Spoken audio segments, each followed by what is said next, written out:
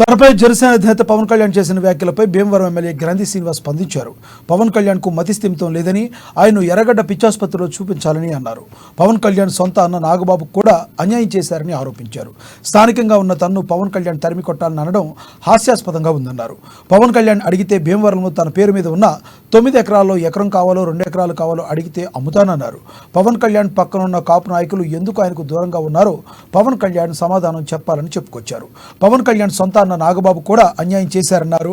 ఇక 2019లో భీమవరం నియోజకవర్గంలో ప్రజలే ఆయన భీమవరం నుంచి తరిమి కొట్టాలని ఎమ్మెల్యే గ్రంథి శ్రీనివాసరావు తెలిపారు.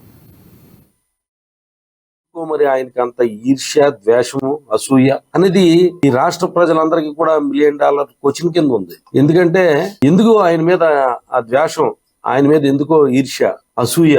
ఎప్పుడు చూసినా కూడా జగన్ గారి గురించి విమర్శలు చేయడం, అది ప్రజలకి ఈయన మెంటల్ ఇన్బ్యాలెన్స్ గురించి అర్థమైపోయింది. నా గురించి మాట్లాడింది అయితే చాలా విచిత్రంగా ఉంది. కిందటి నెల 21వ తారీఖుని భీమవరం వచ్చాడు ఆయన. అలాగే జనసేన పార్టీకి సంబంధించిన నాయకులతోటి, కార్యకర్తలతోటి అందరితోటి సమావేశం అయ్యాడు. సమావేశం అయిన తర్వాత ఆ కార్యకర్తలను ఉద్దేశించి ఆయన ఏం మాట్లాడాడు? గ్రంథి శ్రీనివాస్ అంటే నాకేం ద్వేషం లేదు, గ్రంథి శ్రీనివాస్ అంటే నాకేం ద్వేషం లేదు అని మాట్లాడాడు. నెల రోజులు కూడా పూర్తి కాల.